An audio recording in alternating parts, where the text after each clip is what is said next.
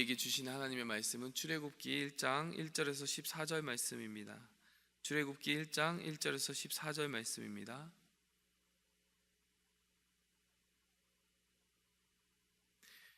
야곱과 함께 각각 자기 가족을 데리고 애굽에 이른 이스라엘 아들들의 이름은 이러하니 르우벤과 시므온과 레위와 유다와 이사갈과 스불론과 베냐민과 단과 납달리와 갓과 아셀이요. 야곱의 허리에서 나온 사람이 모두 70이요 요셉은 애굽에 있었더라. 요셉과 그의 모든 형제와 그 시대의 사람은 다 죽었고 이스라엘 자손은 생육하고 불어나 번성하고 매우 강하여 온 땅에 가득하게 되었더라. 요셉을 알지 못하는 새 왕이 일어나 애굽을 다스리더니 그가 그 백성에게 이르되 이 백성 이스라엘 자손이 우리보다 많고 강하도다. 자, 우리가 그들에게 대하여 지혜롭게 하자. 두렵건대 그들이 더 많게 되면 전쟁이 일어날 때에 우리 대적과 합하여 우리와 싸우고 이 땅에서 나갈까 하노라 하고 감독들을 그들 위에 세우고 그들에게 무거운 짐을 지워 괴롭게 하여 그들에게 바로를 위하여 국고성 비돔과 람셋을 건축하게 하니라. 그러나 학대를 받을수록 더욱 번성하여 퍼져나가니 애굽 사람이 이스라엘 자손으로 말미암아 근심하여 이스라엘 자손에게 이를 엄하게 시켜 어려운 노동으로 그들의 생활을 괴롭게 하니 곧 흙 이기기와 벽돌 굽기와 농사의 여러 가지 일이라. 그 시키는 일이 모두 엄하였더라. 아멘. 이제 창세기 말씀을 마치고 그에 이어서 이스라엘 백성들이 어떻게 그 이집트에서의 생활을 이어갔는가, 그리고 무엇보다 하나님의 때가 되었을 때 이집트에서 어떻게 탈출하였는가라고 하는 이야기를 그리고 있는 출애굽기를 살펴보도록 하겠습니다. 한마디로 말하면 창세기는 모든 것의 시작, 그리고 하나님의 백성의 시작, 하나님의 언약의 시작, 그러니까 창조이든 언약이든 하나님이 새롭게 시작하신 그 일들을 그리고 있는 책이라고 한다면 우리 출애굽기는 그 이스라엘 백성들이 하나님의 구원을 제대로 경험한 사건이라고 볼 수 있습니다. 여러분, 우리도 신앙생활을 하다 보면 이런 순서에 따라서 하나님을 경험하게 되는 경우가 많습니다. 처음에는 두루뭉실하게 세상을 지으신 분, 창조자 이런 정도로 알고 있던 그 하나님이요, 개인적으로 나의 모든 죄의 멍에를 지고 돌아가신 그 예수 그리스도의 십자가의 하나님이다. 나를 구원하신 하나님이다. 죄의 사슬에서 우리를 구원하신다. 속박과 죽음에서 우리를 구원하신다. 우리를 자유케 하신 하나님이다 라고 하는 개인적인 하나님으로 다가오게 되는 일들이 이어지게 됩니다. 여러분, 어떻게 보면 이스라엘 백성들에게는요, 이 시간이 바로 그렇게 하나님의 구원을 개인적이고 친밀하고 아주 큰 스케일로 경험하는 빠뜨릴 수 없는 시간을 보냈다라고 볼 수가 있습니다. 가장 어렵고 힘든 고난의 과정을 거쳐야 했던 그런 시간인 것과 동시에 하나님의 구원을 가장 극적으로 경험했던 가장 축복된 시간이기도 했다라는 것이죠. 우리가 이 시간을 살펴보면서 하나님께서 어떤 축복들을 이스라엘 백성들에게 주었는지 우리가 하나하나 살펴보려고 합니다. 특별히 오늘 본문 말씀을 보면서 제가 짚어보고자 하는 몇 가지 포인트가 있는데요. 특별히 고난이 이스라엘 백성들에게 허락한 것, 고난이 그들에게 축복이 되었던 것에 대해서 한번 살펴보도록 하겠습니다.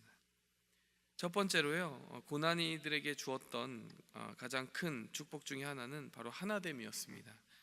여러분, 오늘 본문 말씀 1절에서 4절까지 읽어보시면요, 자, 야곱과 함께 각각 자기 가족을 데리고 이집트에 이른 이스라엘 아들들의 이름이라고 하면서 12지파 아들들의 이름을 언급을 하고 있습니다. 여러분, 이렇게 이름들을 쭉 나열하고 보니까요, 영락 없는 부족 국가다 이렇게 이해를 할 수가 있을 것 같아요. 여러분, 부족 국가의 특징이 무엇이라고 생각하십니까? 여러분, 한 언어와 한 문화로 섞이기에 너무나 정말 좋은 천혜의 조건을 가지고 있어요. 같은 뿌리, 같은 조상. 그렇지만 그럼에도 불구하고 잘 왠지 섞이지 못할 것 같은 것이 부족 국가입니다. 예를 들어서 한번 생각해 볼까요? 여러분, 우리나라도 부족 국가의 성질이 좀 강했던 역사의 한 포인트가 있습니다. 예를 들면 삼국시대 한번 생각해 보실래요? 신라, 백제, 고구려 잘 섞였습니까? 여러분, 섞이기보다는요, 정말 그 오랜 시간 동안 반목하고 서로 이렇게 깨어져서 살아온 기억이 더 많았던 것 같아요. 두 나라가 동맹을 하고 나머지 강한 나라가 있으면 그 강한 나라를 견제하기 위해 두 나라가 이렇게 동맹을 하는 일이 많았어요. 고구려가 따돌림 받든 백제가 따돌림 받든 신라가 따돌림 받든 돌아가면서 서로 따돌리고, 뭐 이도 안 되니 통일하려고 하니까 당나라와 신라가 동맹을 맺고, 여러 가지 권모 술수 그리고 계산들이 있었어요. 같은 언어가 있고 같은 문화가 있고 같은 뿌리가 있다라고 하는 어떤 대의 명분을 앞세워서 통일을 만들자, 뭐 이렇게 나선 사람도 쉽게 나타나지 않았고, 그들이 통일을 하고자 하는 명분도 같은 뿌리가 있으니 그렇게 하자, 같은 언어가 있으니 그렇게 하자라고 하는 이유보다도 어떻게 보니 영토를 더 많이 확장하고 전쟁이 없는 편안한 세상에서 살고 싶다라고 하는 실용적인 이유가 더 강했다라는 것이죠. 여러분, 이처럼 뭉치기 힘들고 정말 하나 되기 힘든 게 부족 국가의 특징입니다. 여러분, 뭐 한국의 예를 드니까 조선 시대, 뭐 이런 신라 시대 이런 예를 드니까 조금 생소하실 수 있는데요. 여러분, 이것은 성경에 나타나는 그 족장 시대에도 영락없이 사실이었습니다. 여러분, 한번 생각해 보시겠어요? 이삭의 두 아들들 야곱가에서 잘 지내고 하나 되었습니까? 결국에는 갈 길 서로 갈라져서 가게 되었어요. 그래서 에서가 에돔의 뿌리가 되고 나중에 에돔이 이스라엘하고 사이가 좋지 않습니다. 그래서 어떤 선지서에서는 에돔에 대해서 신랄하게 비판하고 하나님이 심판하실 거라고 예고하는 그런 책도 있습니다. 왜 그 선지자는 그렇게 예언을 하였습니까? 형제된 그 국가, 그 같은 뿌리를 가지고 있음에도 어떻게 이스라엘이 가장 힘들 때 이스라엘을 대적하는 곳에 서서 이스라엘을 무너뜨리는 역할을 하였느냐, 이런 책망을 받게 되죠. 그런가 하면 아브라함에게는 자식들이 많지 않았습니까? 여러분, 아브라함에게도 자식이 많았다는 것이 우리에게 좀 생소할 수 있는데요. 여러분, 사라가 죽고 나서 아브라함이 후처를 드립니다. 그두라라고 하는 후처를 드리고요. 자, 6 아들들을 낳게 되는데요. 시므란, 욕산, 무단, 미디안, 아스박, 수아, 이렇게 6 아들들을 낳게 됩니다. 이 아들들 이름이 다 생소해도 한 이름은 눈에 띄죠. 미디안. 미디안은 나중에 그 미디안 국가의 뿌리가 되고요. 기드온의 300 용사가 서로 맞서 싸웠던 그 국가가 미디안 아닙니까? 어떻게 보면 그들이 함께 한 뿌리를 가지고 아브라함의 자손으로서 하나님의 언약을 공유할 수도 있었어요. 근데 아브라함의 그게 탓인지 뭔지는 모르겠지만 그 아들들이 각기 자기 갈 길을 갔다라는 것을 우리가 기억하고 있습니다. 각자가 각자의 부족을 대표하고 각자가 각자의 민족을 대표하면서 서로 섞이기가 참 어려웠다라는 것이죠. 뭐 그 전에 있었던 이스마엘은 말할 것도 없습니다. 그들이 지금 아랍 국가의 그 효시가 되고 뿌리가 됐다는 것을 우리가 알고 있지 않습니까? 여러분, 이렇게 생각하면 참 안타까운 일이에요. 하나님의 약속의 자손인 아브라함, 약속의 사람이었던 그 아브라함, 믿음의 조상이었던 아브라함의 자녀들도 합하지 못하였고 이삭의 자녀들도 합하지 못하였습니다. 근데 여러분, 더 아들들이 많으면 얼마나 합하기가 더 어렵겠어요. 근데 유독 야곱의 12 아들들은 합하더라니까요. 그리고 여러분, 오늘 본문 말씀을 보니까 1장 1절에 이스라엘 아들들의 이름이다 이렇게 언급을 할 뿐만이 아니라요, 1장 7절을 보시면 이스라엘 자손은 생육하고 불어나 번성하고, 여러분, 이런 표현이 창세기에 나오지 않습니다. 이스라엘 자손이다, 그들을 하나로 묶어서 한 정체성 안에 묶어서 표현하는 것이 굉장히 흔치 않아요, 창세기에는. 왜냐하면 그 정체성이 만들어져 가고 있는 과정을 그리는 책이 창세기이기 때문에, 여러분, 본격적으로 이스라엘 자손이다, 이들을 하나로 묶어서 표현하는 그 표현들은 출애굽기에서부터 본격적으로 시작이 되는 겁니다. 여러분, 그러면 이 출애굽의 시대가 뭐가 그렇게 특별하였기에, 그리고 야곱의 자손들이 뭐가 그렇게 특별하였기에 그렇게 많은 아들들과 뿌리와 족장들을 대표하는 그런 각각의 부족과 지파가 있었음에도 불구하고 한 나라의 정체성, 너희들은 이스라엘이야 라고 하는 한 나라의 정체성을 가질 수 있었겠습니까? 다름 아니라 고난이 바로 그 하나됨을 만드는 원동력이었다라고 우리는 볼 수 있는 거예요. 여러분, 그 한 곳 고센 땅에 머물러 살면서요, 그 고센 땅에 머물러 사는 이 12지파 이스라엘 자손들을 향하여서요, 정말 그 말할 수 없는 고난과 고통을 주었습니다. 여러분, 공동의 적을 가지다 보면 어떻게 되죠? 같이 한 마음을 품기가 쉬운 거죠. 여러분, 430년간 그렇게 노예 생활을 하면서요, 뿌리가 제각기 다르고 지파의 조상도 다르지만요, 그들은 그것을 의식하는 것이 아니라 한 하나님의 정말 의에서 부름받은 아브라함의 뿌리, 이삭의 뿌리, 야곱의 뿌리, 아브라함과 이삭과 야곱의 하나님, 그 한 하나님 안에서 하나 된 그 한 우산 아래에 있는 한 민족으로서의 정체성을 견고히 가질 수 있었다는 것이죠. 그래서 하나님께서 모세를 부르셨을 때 뭐라고 이야기하라고 했습니까? 각 지파의 이름을 부르면서 르우벤의 하나님, 시므온의 하나님, 레위 하나님, 유다의 하나님, 이삭의 하나님, 뭐 이렇게 말씀하지 않으셨잖아요. 아브라함과 이삭과 야곱의 하나님, 너희는 같은 조상과 같은 뿌리를 가진 한 하나님의 비전을 가진 그 부름을 받은 민족이다. 이 정체성을 하나님이 불어 넣어주셨고, 또 그들도 그 말을 들었을 때 그것이 공감이 되었다는 것입니다.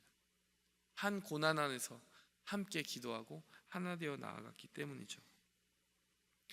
물론 나중에요, 뭐 분열왕국 시대도 오고 그렇지만 그것은 한참 뒤의 일이잖아요. 사사기 시대도 그 사이에 끼어들고, 그리고 분열왕국 시대도요, 생각해 보세요. 12지파가 있는데 둘로만 갈라진 건 기적입니다. 훨씬 더 산산조각 나야지 맞는 거 아니에요? 여러분, 때로는요, 고난이 이런 유익을 가져다 줍니다. 여러분, 우리가 가정 가운데 때로는 하나님이 어려운 고난을 주실 때도 있어요. 그런데 오히려 그 아픔의 시간 때문에요, 오히려 더 똘똘 뭉치고 같이 기도할 수 있다면 그것이 복이라는 것입니다. 여러분, 공동체 가운데 정말 어려움이 닥쳐올 때도 있습니다. 근데 그것을 두고 같이 기도하고 한 마음을 품는다면 우리가 그 고난을 정말 더 큰 연합의 기회로 삼을 수 있다는 것입니다. 그렇기 때문에요, 우리가 고난이 닥쳐올 때 인간의 쉬운 습성대로 하면 안 됩니다. 누구를 탓하고 그 고난의 원인을 누구에게서 찾고, 이것이 하나님이 고난을 주신 어떤 섭리나 뜻과는 거리가 멀다는 거예요. 항상 우리가 하나 되어 기도할 수 있는 그 자리가 바로 그 고난을 통해 주어질 수 있다는 것을 깨닫고, 그 어려움을 함께 이겨내는 그 마음을 가져야 될 것입니다. 두 번째로, 하나님께서 이 고난을 통해서 이스라엘 백성에게 주신 축복은 하나님을 잊지 않는 축복이었어요. 17절 말씀을 보시면, 산파들이 하나님을 두려워하여 애굽 왕의 명령을 어기고 남자 아기들을 살린지라. 무슨 말입니까? 아기들을 죽이라고 했습니다. 남자 아기면은 물에 빠뜨려 죽이라고 했는데 그 명령을 어긴 것이죠. 자신들의 목숨을 내놓은 선택입니다. 그만큼 하나님을 두려워했다라고 이 본문 말씀은 전하고 있습니다. 근데 여러분, 이것이 참 생각해보면 볼수록 굉장히 신기한 일이에요. 여러분, 그들이 430년간 이집트에 살았고요, 이집트에는 골라서 섬길 수 있는 신의 종류도 너무나 많았습니다. 마치 우상의 백화점 같아요. 거기서 하나씩만 고르면요, 뭐 나는 개구리 신을 믿어, 나는 쇠똥구리 신을 믿어, 여러 가지 신들을 골라서 섬길 수 있는 그런 것들이 있었다는 거죠. 그런데 이 하나님의 백성들이 지금 하나님을 잊지 않고 그 조상들의 하나님께 부르짖고 그 하나님을 두려워하는 마음과 신앙의 중심을 지킬 수 있었다는 것, 참 신기한 일 아닙니까? 그러면 어떻게 그렇게 살 수 있었을까요? 다른 게 아닙니다. 여러분, 이들이 만일 통치층으로 정말 편안하게 살았다면요, 아마도 그 통치층의 입장을 대변하고 그 이집트를 대표하는 우상을 섬기는데 큰 마음의 어려움이 없었을 거예요. 여러분, 그런데요, 자신들이 노예로 지금 붙들려 있고 매여 있고 고통을 주는 그 나라를 대표하는 신을 섬긴다는 건 참 어려운 일이죠. 그렇지 않습니까? 여러분, 어떻게 보면요, 이집트가 이들을 호의적으로 대하고 이들이 충분히 그 이집트 안에서 1등 시민으로 혹은 어떤 주요 직책을 맡으면서 이집트를 대표하고 이끌어갈 수 있는 지도층으로 인정받게만 해주었다면요, 우리는 전혀 다른 결과를 맞이했을 수도 있습니다. 이들이 벌써 일찌감치 동화되고 하나님의 백성, 이스라엘 백성이라고 하는 정체성은 온데간데 없고 이집트 백성 그 자체가 되었을 가능성이 아주 높다는 것입니다. 뿐만이 아니라 그들이 섬기는 하나님을 두려워하는 것이 아니고 그들이 통치의 질서로의 수단으로 삼고 있는 그 모든 우상을 가져다가 자기들이 먼저 그 우상을 섬기게 됐을 가능성도 크다라는 것이에요. 여러분, 인간의 성정상 우상에 기울기가 쉽습니다. 보고 들은 것을 배우는 것은 훨씬 쉬워요. 나중에 금송아지 우상도 만들잖아요. 근데 여러분, 좋은 대우까지 받았다라고 생각해 보십시오. 그럼 얼마나 앞장서서 그 우상들을 흡수했겠습니까? 지금 이 정도 고난을 받고 그들이 힘든 시간에 있기 때문에 이집트의 우상이 어떠한 능력과 구원으로 그들에게 다가오지 않고 있다는 것입니다. 구원의 심볼, 구원의 상징으로서는 전혀 경험되고 있지 않다는 것입니다. 그래서 그들은 조상의 하나님, 그들을 구원한 하나님에 대한 그 이야기에 귀 기울이고 있는 것이죠. 여전히 잊지 않을 수 있는 것입니다. 더더군다나 구체적으로요, 아브라함의 횃불 언약을 기억하는 백성이라면, 그 창세기 15장에서 18장 사이에 기록된 그 이야기를 기억한다면 이들은 더더군다나 지금 이 고난의 시간을 걸어가면서 하나님을 기억하게 될 것이에요. 횃불 언약이 무엇입니까? 그 밤 가운데 하나님이 말씀하셨어요. 내가 큰 민족을 너희 자손들이 이루게 하겠고, 그런데 이집트라는 그 지명은 없지만 한 국가의 아래서 압제를 당하게 할 것이고, 거기서 많은 재물을 가지고 약속의 땅으로 돌아오게 할 것이다. 이것을 미리 다 예고하셨어요. 이스라엘 백성들이 그 아브라함의 이야기들을 이삭과 야곱을 거쳐, 요셉을 거쳐 자신들에게 계속 구전하고 있다면, 여러분, 그들은 그 고난의 시간을 그냥 보내진 않을 것입니다. 하나님이 살아계셔서 뜻과 섭리가 있고 이유가 있어서 아브라함에게 말씀하신 그 일들을 여전히 이루고 있구나, 이렇게 생각할 것이에요. 여러분, 고난 가운데도 하나님은 뜻을 이루고 계십니다. 하나님이 고난을 주신다고 해서 우리를 잊었다거나 하나님이 망각했다라고 하는 증거로 우리는 생각하지 않아야 됩니다. 하나님은 오히려 그들을 잊지 않으셨기 때문에, 그들이 동화되기 원치 않으셨기 때문에 그렇게 은혜를 베푸신 것이죠. 세 번째로 이 고난의 순간이 그들에게 주었던 아주 구체적인 축복이 있습니다. 11절에서 14절을 보면요, 국고성 비돔과 람셋을 건축하게 하니라. 건축을 하게 되었습니다. 또 14절에 보니까 흙 이기기, 벽돌 굽기, 농사의 여러 가지 일을 하게 되었다. 여러분, 이 부분을 읽으면요, 어떤 생각이 드세요? 참 고생 많았다, 뭐 이런 생각 들지 않으십니까? 근데 저는 이 부분을 읽으면서 곰곰이 생각할수록 참 은혜가 된 부분이 있어요. 뭔지 아십니까? 여러분, 지금 여기서 노예가 되어서 하고 있는 이 일들이요, 나중에 이스라엘 백성들이 번듯한 하나 나라를 구성하게 되면 꼭 해야 되는 일들이었어요. 여러분, 그냥 70명 남짓한 부족 국가를 이루면 무슨 성을 쌓을 일도 없고 뭐 대규모 건축 사업을 할 필요가 없습니다. 근데 여러분, 국가를 이루는 것이 하나님의 비전이라고 한다면요, 여러분, 큰 건축 프로젝트를 맡아야 되는 거예요. 그런데 11절에 보니까 국고성 비돔과 람셋을 건축하게 아니라, 여러분, 이건 이집트라고 하는 문명 국가가 추진하고 있는 대규모 건축 프로젝트 아닙니까? 벽돌 굽기, 농사의 여러 가지 일, 농경, 목축, 건축이면 건축. 여러분, 자기도 모르는 사이에 자기를 무겁게 하는 그 짐들이요, 사실은 미래를 예비하는 준비가 되었다라는 거예요. 여러분, 정말 견디기 힘든 어떤 일들이 있다고 하면요, 그 안에 혹시 하나님이 감춰두신 어떤 축복은 없을까? 그것이 나의 능력이 되고 있지는 않을까? 하나님이 주신 은사와 달란트가 되고 있지는 않을까? 이것을 꼭 질문해 봐야 될 것입니다. 하나님은 의미 없는 고난과 의미 없는 압제 가운데 우리를 두지 않으십니다. 어떠한 일도 우리에게 유익으로 바꾸시고 합력하여 선을 이루게 하실 수 있는 분이 바로 하나님이십니다. 여러분, 이 세 가지 은혜를 꼭 기억했으면 좋겠어요. 하나님은 고난 중에도 은혜를 베푸시고요, 그 가운데 하나님의 놀라운 섭리를 이루십니다.